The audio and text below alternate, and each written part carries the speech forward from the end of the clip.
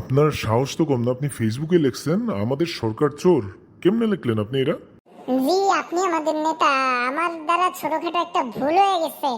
আসলে আমি লিখতে চাই নাই নেতাজি যে আমাদের সরকার চোর। একটা ভুল হয়ে গেছে। আমি লিখতে নিছিলাম যে নেপালের সরকার চোর, সেইখানে আমাদের সরকার আইসা গেছে। মিয়া ফাইজলামি করেন? হ্যাঁ, আপনি চাইছিলেন লিখতে যে নেপালের সরকার চোর। আমরা মনে হয় জানি না হ্যাঁ যে কোন দেশের সরকার চোর। জি, আপনি নেতা মানুষ, ক্ষমা দৃষ্টিতে দেখেন। আমি একজন সাধারণ জনগণ মাত্র।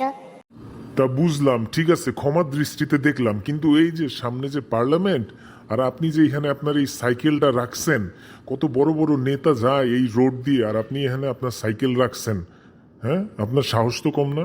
জি নেতাজি, হ্যাঁ আমি জানি এই রোড দিয়ে বড় বড় নেতা যায়।